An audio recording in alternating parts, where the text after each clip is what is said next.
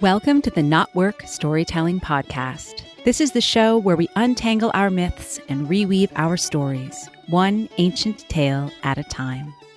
I'm your host, Marisa Gowdy.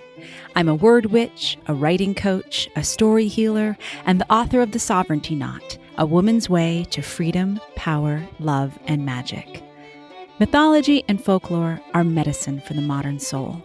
Let's hear today's story and explore why it still matters. Episode 4, The Skerries Selkie. My guest is Jen Murphy. Jen is a feminine embodiment coach, mythologist, and anthropologist. She is the creator of Celtic Embodiment, a cutting-edge modality that fuses the ancient wisdom of Celtic mythology with the emerging field of feminine embodiment coaching to transform modern life for women. Jen is a certified feminine embodiment coach and holds a degree in medieval Irish and Celtic studies and an MA in anthropology and development with specialism in critical pedagogy. She empowers learners to critique the power structures at play in their own learning experiences. Jen's philosophy is let your body and mythology guide you home to you. I have the good fortune of being part of Jen's yearlong program, the Celtic Women's Voyage, where Jen takes us on an imram, a mystical, embodied journey to the otherworld and to the realms within.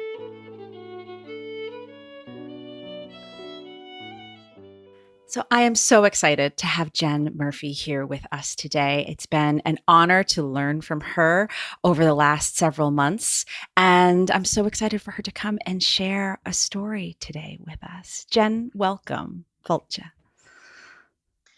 Oh, thank you, Marissa. I am absolutely honored to be here with you today and to continue our journey and our evolution together.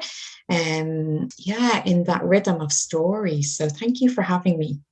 Oh, you're so welcome. You're so welcome. As soon as I got to know you through your Celtic Women's Improv, I knew that I wanted you to be part of KnotWork, and I knew that it would be a really powerful conversation. And of course, one of the most exciting things for me is inviting a guest on and saying, well, what sort of story would you like to tell? And, going through the possibilities.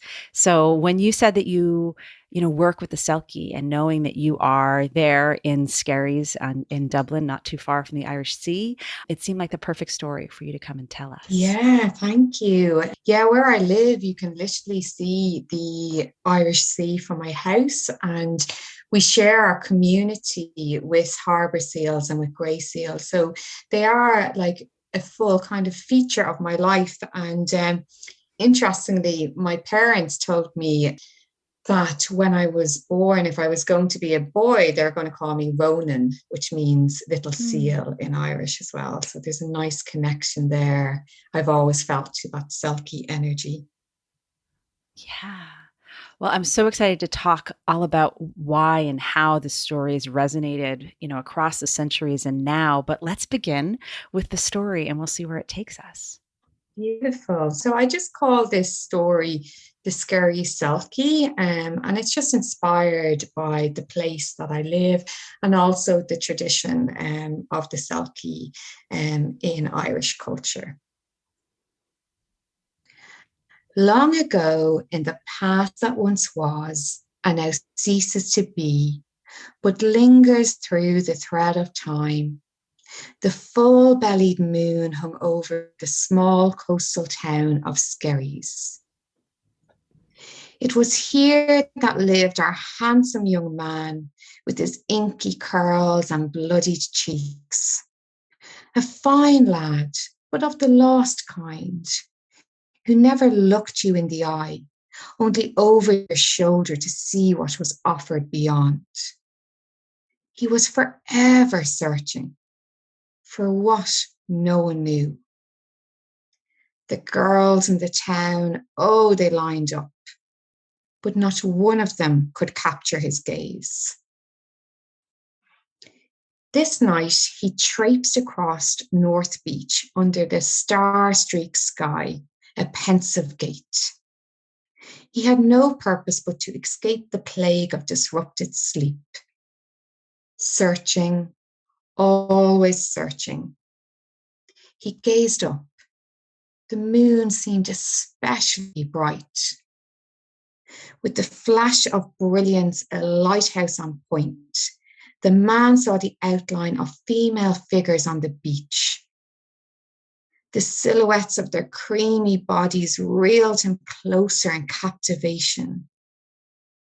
He dropped to his knees and crawled across the rocks. The women danced and barked with freedom that was alien to him, seaweed treshes aflow. Their glisten popped the man's eyes, as did something else, something closer. The women's sealskins on the rocks. Before his mind could negotiate with his body, the man leapt onto the nearest rock and snatched a sealskin.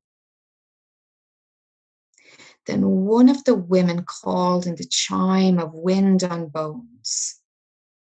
Her sisters slipped back into their sealskins one by one with divine ease and hobbled on their bellies into the sea, all but one. She searched for her sealskin, clambering the rocks in confusion. The man stepped from the shadows, skin in hand. Be my wife, he implored. The seal woman refused, for she was not of the land. Yet the man held firm. He told her he would love her more than Monaghan MacLear, the god of the sea, loves the waves. He promised to give her her sealskin after 7 winters with him. On the spring of the 8th, she would be free to return to her sisters. So she went with the man, and she returned his love. In time, they had a child, a son prosperous in the black curls of his father and otherworldly beauty of his mother. She called him Ronan, little seal. She taught him tales of Aaron and Mhara, the song of the sea, of a world as expansive and wondrous as the soil beneath their feet. She loved to watch him race through the fields with the grace of a hare and imagine his speed underwater. She loved her boy with every echo of her being. But as the years traveled by, 4 years, 5 years, her shine began to fade. Skin dried, flesh cracked, eyelids flaked, tresses lost their glisten. The weight fell from her salubrious frame. She tried to carry on for her wee one, but her life force was leaking, drip by drip by drip. The boy was so afraid for his mother. He went to the local Banfassa, the wise woman, who told him there was only one cure for his mother: to reclaim the part of her that was lost, to return home to herself. The boy was puzzled, for she had a home.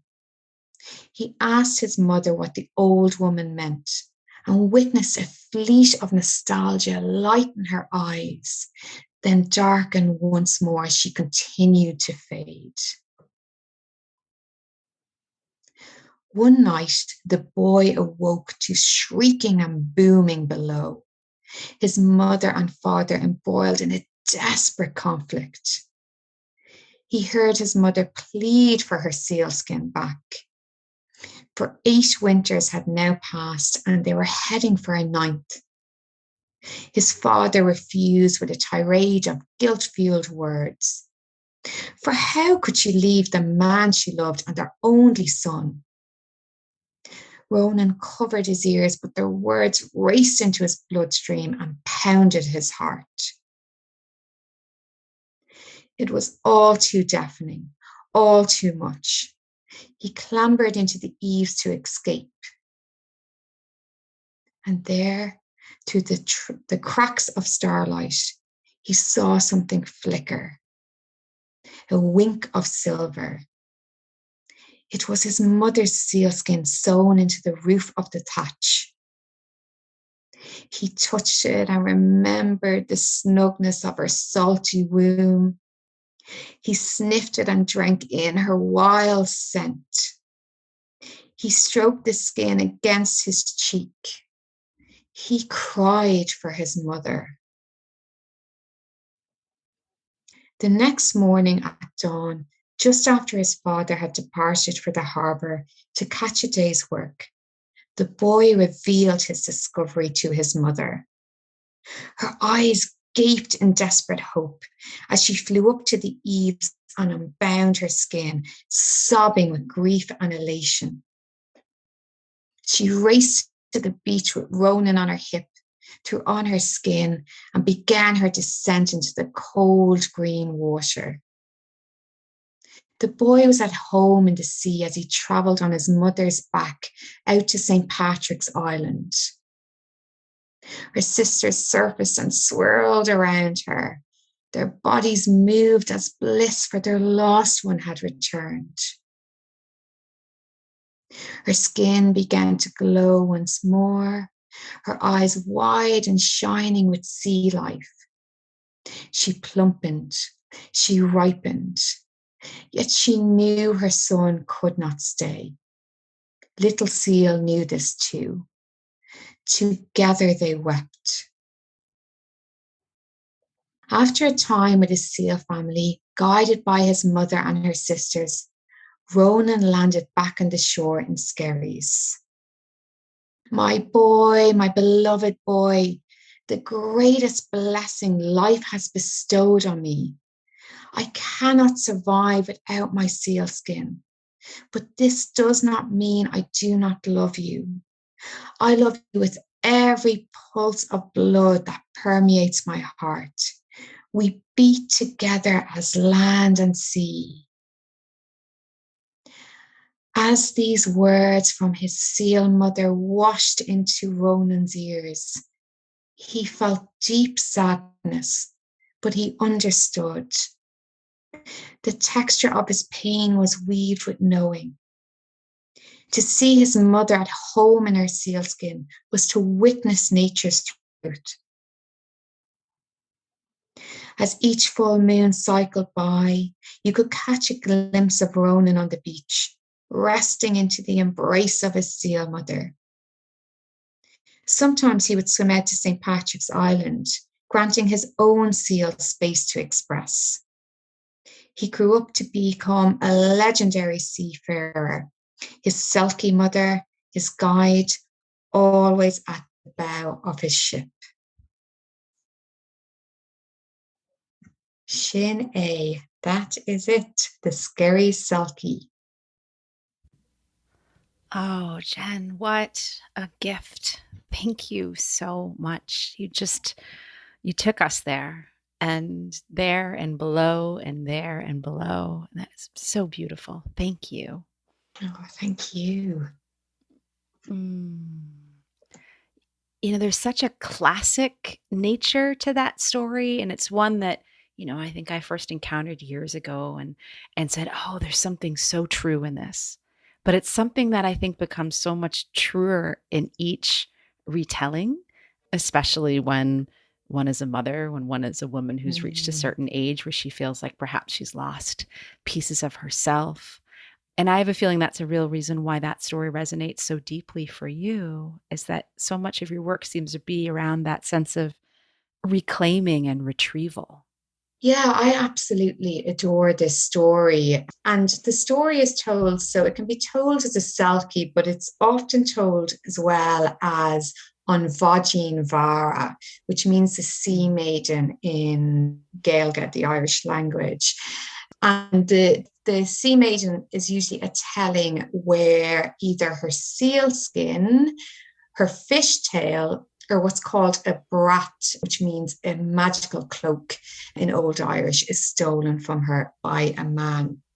And she is forced then to live his life with him, but to live under his rules, I suppose, until she can reclaim back her sense of self. usually with the help of a child. And I suppose for me, this is really a representation of the world that we find ourselves in terms of patriarchy and living in this hyper masculine, hyper productive environment and losing our sense of self, losing our feminine as a result. Yes, yes. And that so many of those invitations seem so sweet, perhaps at first, because when you offer us the fisherman, he's a romantic hero, right? You can see him walking in with his beautiful black curls, and you can sort of understand, like, you got to watch out for that one, but you could see how he could call you right in, right? So when he's asking her to stay, and he's offering his love, and he's offering the land, and he's offering the world of men, you can understand why she says, all right, I could try this for a while. I'm strong enough and you're attractive enough. And that's how that loss becomes, well, I suppose it is a mistake, but it's a mistake that all of us make over and over again. And we realize we have our reasons why, because it does appeal to a part of our nature that longs to say, yes, I'll try it over there in your world. Yeah, I love how you express that. And yeah, I feel that for sure, because we all have these masculine and feminine expressions that we can hold in our bodies, And so the masculine is appealing to us. It's that container, it's that support, And I definitely, over my life, I spent a long time where I lost myself to that. In particular, in how I worked, I had a very busy role managing the education department of an international NGO. And my way to operate and survive in that environment, I really leaned in. And I got hyper productive and I burned out as a result, And I never felt like I could do enough. And so I never felt like I was enough. Yeah. And I suppose as I reflect on that now, and the work that I do now, I feel like I was searching for my feminine. I never felt enough because I was only operating with half of my potential, if you will. I was only operating in my masculine, and I'd forgotten. I'd left my seal skin on the rocks and I had suited up and headed for the city. Right, right. That reminds me, I was a very wise woman who has now passed on. I remember her once saying into the great oracle that is Facebook, how is it that so many of us who are on this path in search of the divine feminine keep doing it in a masculine way? Well, it becomes a quest, which, though we know from the hero's journey, may or may not be inherently a masculine process, but it becomes that sense of, I'm going to do the goddess. I'm going to do the feminine. I'm going to do this work of nurturing and caring. And hearing you in the sense of, your work was devoted to education and care and an NGO that would have offered help across the world. And yet in that, which could be seen as a really sacred feminine form of work. And yet we, in this modern patriarchal culture, feel we have no choice but to do it in this all straight lines, all straight ahead, no pain, no gain, keep pushing, hustle harder, and maybe then we'll win. Yeah, you're so right. It's something to get done. Whereas, like with the feminine, it's more of a becoming, because we're never done, and we should never be done until the day that we pass, we're ever unfolding and ever evolving. So it's not another tick box, that's done. I've sorted out the divine feminine in my life. It's an experience, of playing with our seal skins as well. But I feel that so many of us do this because we're not skilled in our feminine anymore. And with the work that I do, like this Selkie story, out of all of the myths and folklore that I explore, this one just seems to ignites something in the women I work with, a poignancy, a deep grief almost, when they experience this story. And I feel it's because we have been conditioned in polarities to value our mind, our intellect over our body, to value people over nature, doing over being, logic over intuition, and as you mentioned, that linear world that we live in, as opposed to living cyclically, like nature, like a woman's body. Yeah. And I love how the story itself offers us so many cycles, both in terms of the Selkie story and as you were describing the Vajra story, in terms of how it's moving from this sisterhood and this sense of this, real council of women, and then coming in and yes, she falls in love, but she falls in love also with her own child and with her own self as mother. And that then when there's that recognition, oh, Mam's not well, I need to find help. The little boy goes to the old woman, he goes to the Banfasa, and she offers her wisdom from across time. So we're seeing all these different aspects and elements of life all kind of co-creating with one another to help heal and preserve. Because of course, I find it so amazing that it's the mother in the center that, and so often, in my work, I work with archetypes I've developed on this idea of the princess and the queen and the wise woman, and that we are always intended to be all three throughout our entire lives. It's just that so often we forget, especially in the midst of it all, and we just start queening our asses off and think that's the only way it has to be. But in fact, we need the support of that wild and free and adventurous princess, the child and Ronan in the story. And we need the wisdom and the stillness and that I've seen absolutely everything of the Banfasa in order for the Selkie, for the queen, to be restored and find that her whole self is not about keeping the house and keeping her husband and keeping up appearances. Yeah, wow. That is just such a potent interpretation, that I've never reflected on myself. So thank you for that, Marissa.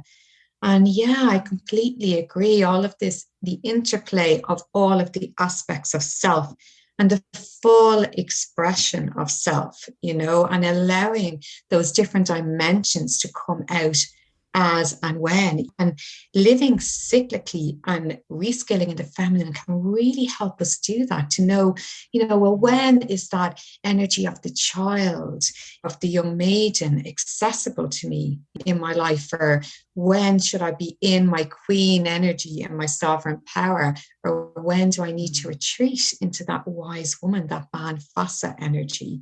So yeah, I love the way you've expressed that and tied that all together in the story. And what really seems to capture the heart with this story as well is Ronan, and is the little boy and his acceptance of his mother needing to be herself, and his recognition that actually, if she doesn't have her seal skin, she will lose her health, and ultimately she is of no use in a way to the family, because she's fading away. She's losing her life force. Yeah. He's able to see the wildness in her and love that as the truth of who she is. Yeah.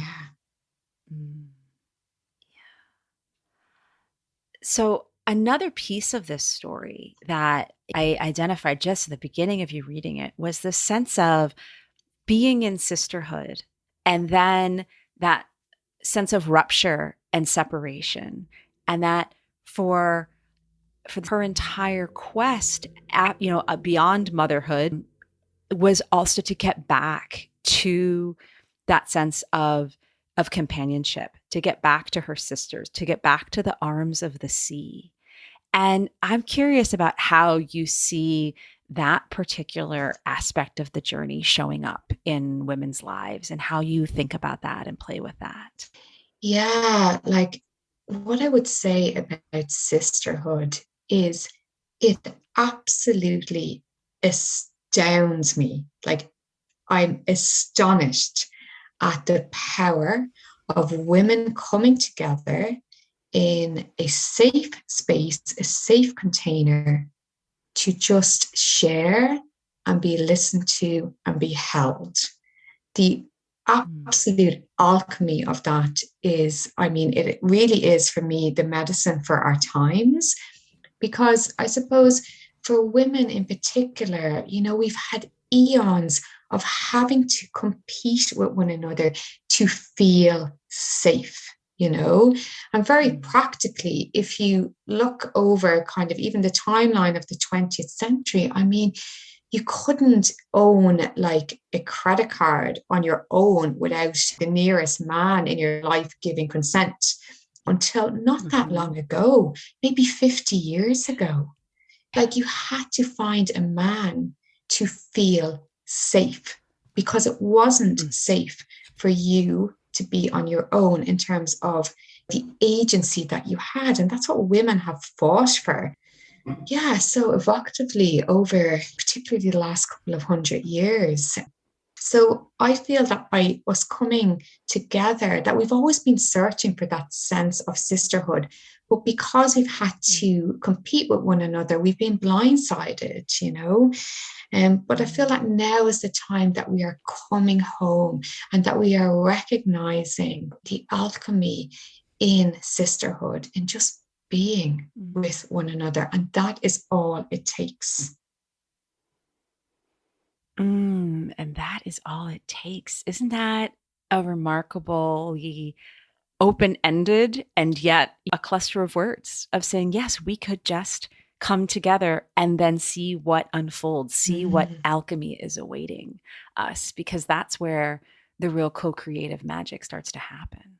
Yeah, for sure. And it is, you know, it is allowing that becoming, that beautiful becoming together in sisterhood, you know, and slowly, slowly over time, starting to erode, you know, that sense of competition or that sense of distrust among one another, you know, and really seeing each other in our full expressions. So in our sealskins, out of our sealskins, in our grief, in our joy, our elation, in the depths of despair, in the wildness of life, of motherhood, or whatever life looks like for you.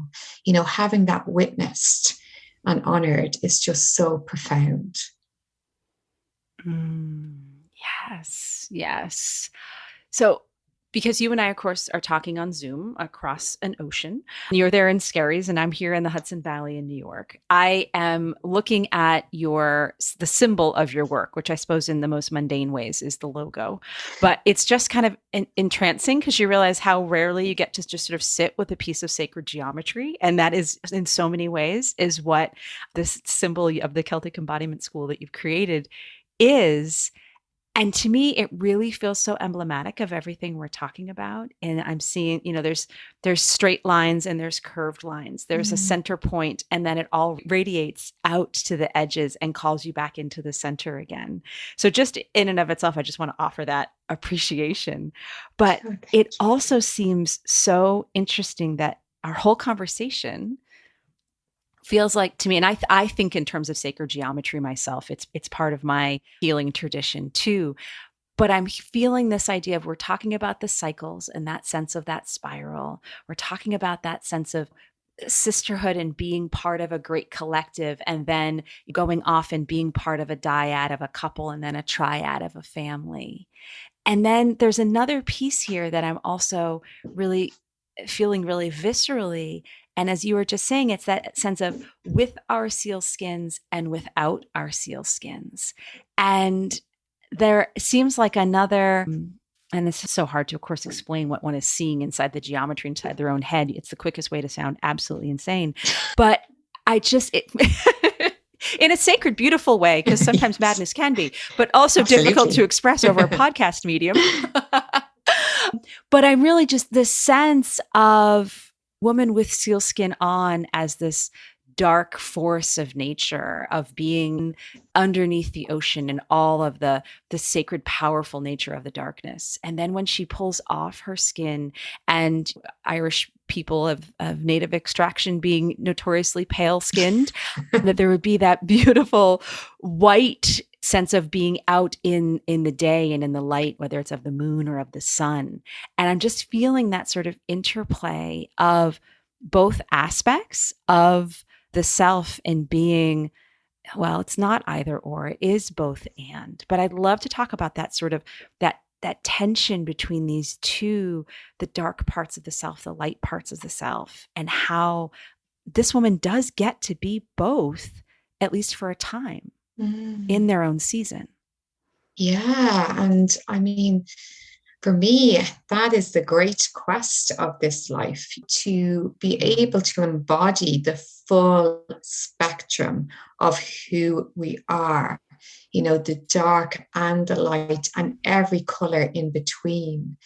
Because I suppose, like, to apply a feminine embodiment lens on this, like in my work, what I explore is really around how systems of oppression can play out in the body, so like how we are culturally and socially conditioned obviously plays out in our expression in life. And for women, like, and just from my own work, a lot of the times, those kind of darker emotions, like the anger, like the rage, the frustration, they are just not acceptable. We're supposed to like just put up with things, and just manage.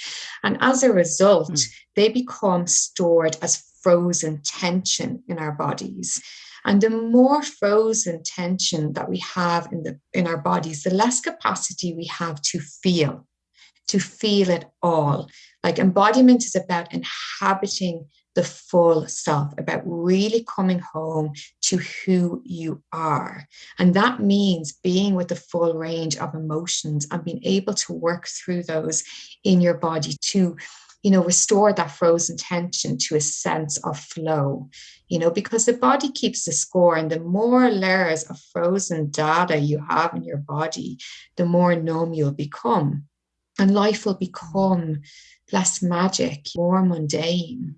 So really, for me, this kind of, as you speak to these polarities, it's about being able to move through those polarities in real time in the body, so that we can really be that full expression, no matter what it looks like at any given point in time. So this begs the question, knowing that so much of your work is related to the body, do you have practices that you recommend to women when they're working with the Selkie story to really kind of call this into them, to really feel this? Is that part of your work? Yeah, I have a practice called the Celtic Woman's Call Selkie practice. So it is an embodiment practice of non-linear movement. So non-linear movement just really means moving your body in whatever way your body feels called. So dropping the awareness into the body and just asking the body, how would you have me move? And moving from this place. And then in this practice, I invite women to orientate themselves towards their Selkie skin. So where is it? Is it in front of you? Is it behind you? Are you wearing it? Does it feel very far away? And then to draw from this place, to magnetize it, to draw it in closer and try it on, to really feel into the body sensations of what it might be like to really be in your Selkie skin.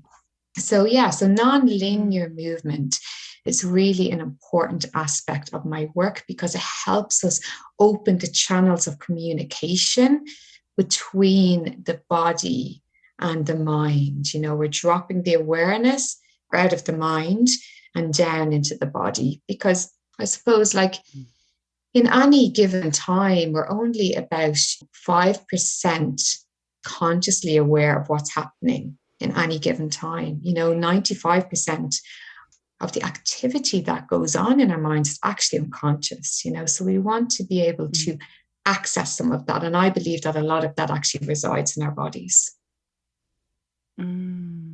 Yes. I love how that practice really invites the body to return to its own sense of sovereignty.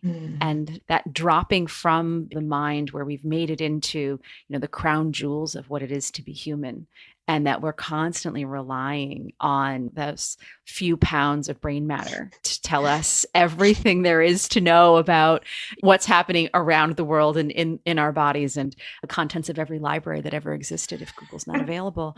I love that calling to come back and drop in. And it feels like intuitive and nonlinear are two words that would fit really well together in that process. Yeah, for sure. They do, and this really ultimately is about activating your intuition. So knowing where intuition lives in your body, because intuition is your greatest source of power, and I suppose like intuition has been vilified for centuries now, in the form of magic. So magic originally was heresy, and then it became presented as complete and utter nonsense. Like, move away from that nonsense, get back up into that brain. What are you talking about? And for me, this is actually, we need to do the opposite now. We've gone too far into the realm of the mind, and close down our intuition, which is so powerful. So for me, it's an invitation to go back into that place of power, because once you activate your intuition, magic will just absolutely flow into your life. It genuinely will. It is your source of power. Because the magic's always there, unfolding around us all the time, right? Because, and as you're saying, we're only aware of 5% of what goes on in our brains. I wish I could track down where I was reading this, but just the amount of information that, and I don't necessarily mean like off of our phones, I mean like information in terms of the exact temperature of the air, and the feel of the breeze on our skin, and the sense of the ground beneath our feet. Like, all of this is the information that's constantly coming at us all the time. And some parts of our minds and our beings, let's say, in that broader sense of the mind, are aware, because we are indeed animals who once upon a time lived out and had to be so hyper aware of everything in the earth and in the waters and in the atmosphere.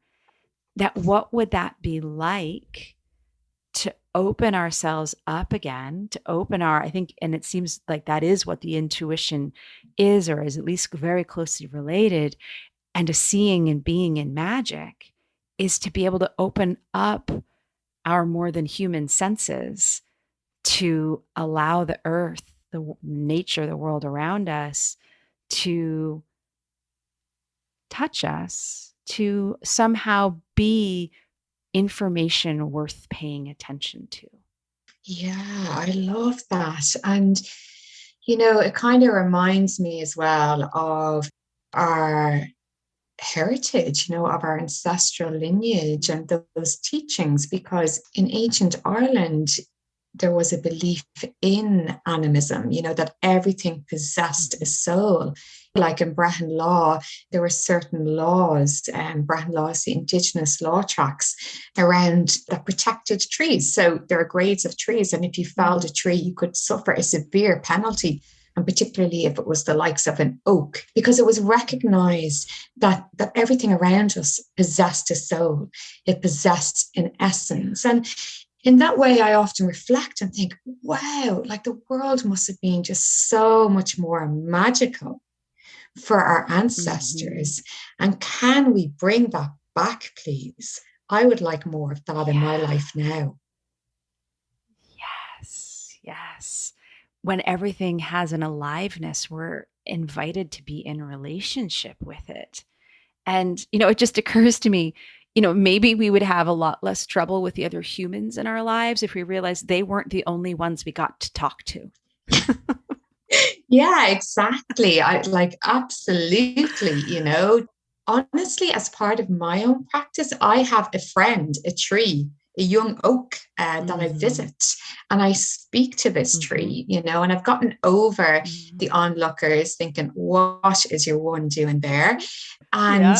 I've developed like that tree has helped me. I call that tree whitethorn, and it has really helped me to activate and connect again with my intuition, and the kind of the wilder aspects of self and of nature have so much to offer us, because even when you look at wild animals, like wild animals don't experience trauma, whereas we do and domesticated animals do. And it's because we don't allow ourselves the time to move through our emotions, our felt senses, everything that is happening in real time. So, like, an example of that would be a very simple example. Like, if you were in the woods and came across a doe, that deer, as soon as it senses you nearby, it'll become hyper vigilant, looking up, stalking the environment. What's happening here? Am I under threat? And then once you're gone, or they sense that the threat has disappeared, their whole body will vibrate to expend that energy, the hyper vigilant energy, out of their bodies, to dispel it in real time. Yeah. Whereas we don't do that because of our social and cultural conditioning. And a well-known example of this is like when you fall on the street, and you're so embarrassed that you clamber up really quickly. And, later on you might be bawling, crying because you haven't had a chance to actually let that move through you. So I feel that there's just so much in terms of that wild aspect, that natural aspect of nature, that if we allow it to move through us more, we can just create so much more ease, more pleasure, more magic in our lives. Oh, Jen, you're bringing tears to my eyes. I just recovered this memory that hasn't occurred to me in I don't even know how long. Well, I know it would have been in 2002, and I was in graduate school at UCD in Dublin. And I remember I was walking on the sidewalk outside of St. Stephen's Green, and I tripped. And oh my gosh, I'm really emotional. This is, wow, talk about the trauma we hold on to, right? I tripped and I fell. And I remember the shoes I was wearing, they broke. And there were Doc Martens. They really should have been like, they should have held together. Doc Martens, Mary Jane's. Wow. And this father and his son stopped and he said, stop, this lady's just fallen. And he like took my hand and helped me up. And I remember how lonely I had been in that moment. I just wanted to follow that man and his son home. Yeah. And just that, because, it was being a student abroad, and it was after 9/11, and, it was an odd time to be away and just to be alive, after, in 2002. And that sense of having to pick myself up and go right home and go to my flat and just go on and read more Irish plays and act as if it hadn't happened. Yeah. And my goddess, like, clearly this has left this I'm literally sitting here 20 years later with tears on my cheeks, remembering that moment. Yeah, because the body keeps the score. Your body remembers, and there's a beautiful book by Kimberly Ann Johnson. I think it's called Call of the Wild, where she really speaks to this and speaks about the trauma of, like, when you fall on the street and you suppress, like, you might want to lie there naturally and cry and let it all out, but you're so socially conscious, like you were in a foreign country, like there's so much hypervigilance coming in there, and you just got up and, yes, you were helped, but like, yeah, that just kind of, it's traumatic for the body, So being able to move through these moments in our lives, you cannot underestimate, and your evidence of this now, how healing it can be to do it in real time. And it's so interesting, isn't it, the way we remember the people that help us in a particular moment in time. I can really, I can sense your emotion in terms of, that father and son and receiving that help. It's so beautiful. Yeah, well, it feels like it brings us back to that sense of the different aspects of the self, right? We've talked so much about the divine feminine, and I think we've referenced, without saying it, the toxic masculinity. But wow, there was a moment when there was a very kind man who offered that help up. And that's when we have that good, healthy masculine that says, wait, let's stop and help. Let's make sure everyone's standing on their own 2 feet so they can keep moving, but in a beautiful way, rather than that way we've, I think, twisted it in so many ways in modern culture. Yeah, for sure. And I feel that this is part of our great call at this time, is for everyone to be able to access and feel comfortable in the healthy masculine and the healthy feminine, and I'm the mother to 2 sons. So I really feel, not as a weight on my shoulders, I can't kind of think of the phrase, but I feel, as their mother, I want them to be able to access the full spectrum of what it means to be a human being, and not have to conform to a particular ideal or a particular expression and numb themselves out in the process. Yeah. Yes. I mean, it is a weight to be standing against almost all of culture that says that masculinity works in a certain way. So if there's both burden and privilege combined in those, I think they'd be equally true. I mean, I speak this as a mother of daughters who is in so many ways in awe of you mothers of sons, and knowing that our work has so much in common. And yet there's some very interesting different ways that the culture has asked us to stand up in different ways and be warriors and protectresses and mothers with a slightly different energy. There's a slightly different set of responsibilities. Yeah, for sure. I feel you on that, and again, like for me, it's creating more conversations like this to share our ideas as well as we mother girls, boys, whoever, would like children of multiple expressions, of multiple, of different binaries or non-binaries, the more conversations we can have around the health of our society and our culture, like we'll be on the right track. And I suppose for me, it's around showing up for my sons as I am. They get to witness, like, I don't have all of this sussed whatsoever. I'm on my own journey day to day. I make grave mistakes. I learn all of the time. I feel like I'm an apprentice to life. I don't have anything completely sussed. And in a way, I don't want to, because it would take away from the magic of my own journey and my own unfolding. But to try and be authentic for them, in them getting to witness that and not just the good mother, the mother who struggles some days and finds it really bloody difficult,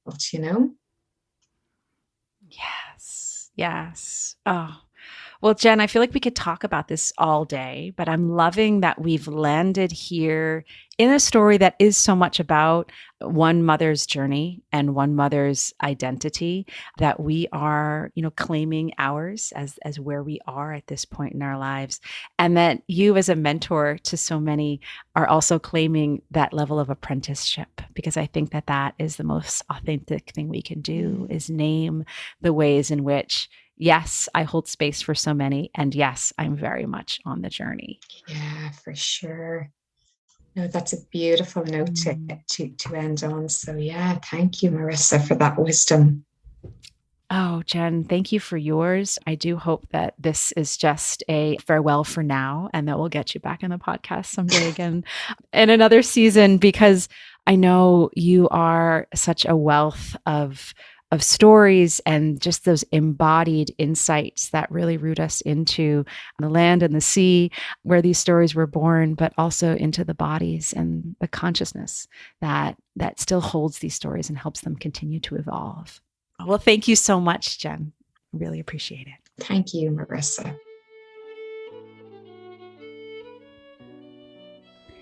Thank you so much for listening today. To find out more about Jen Murphy and her work, I encourage you to visit her website at CelticEmbodiment.com. You can find her over on Instagram, where she posts amazing images. That's at Celtic Embodiment. And finally, if you're interested in working with Jen this year, I invite you to check out both her one-to-one coaching work as well as her membership program, the Celtic Women's Voyage, that I am a part of right now. Jen's one-to-one work is called Mythic Body, Remember Who You Are. Before we close today, I have a question for you. Do you have a story inside of you that is aching to be told? Do you have a story inside of you that is aching to be found, to be explored, to be healed, to be crafted? You might be interested in joining us in the Sovereign Writer's Knot. The Sovereign Writer's Knot is my online community for writers and for those who know they need to write, even if they have trouble using the writer word. We meet together every week for 13 weeks. We write together, we speak together, we laugh together, cry together, grow together in a community that is dedicated to helping you meet yourself on the page. The next edition of the Sovereign Writer's Knot begins on March 2nd. I would love to have you with us. To learn more, visit marisagowdy.com/sovereign-writers, or just go to my homepage, marisagowdy.com, and look for the Sovereign Writer's Knot. I'd love to have you with us. Thank you for tuning in to the KnotWork podcast. Please subscribe and review the show on your favorite podcast platform, and do share this episode with other lovers of myth and story. By the way, everyone is a lover of myth and story, even if they've forgotten. You can find out more about my writing, my book, and how to work with me as a writing coach and story healer, as well as my online writing community and courses at marisagowdy.com. Follow the show on Instagram at KnotWork Podcast and join our listeners group over on Facebook. Music on the show is provided by the wonderful Beth Sweeney and Billy Hardy, a Celtic fiddle and multi-instrumental duo based on Cape Cod, Massachusetts. Our intro music draws together a number of tunes dating back to the 18th century and is entitled The Cape Breton Salute. Find more about their music and shows at billyandbeth.com. Gratefully, I live, write, work, and record this podcast on the ancestral lands of the Munsee Lenape tribe, whose name means original people. Remember, ancient stories are medicine for our modern maladies, and your stories can help heal the past, anchor us into the present, and create a more beautiful, sustainable future.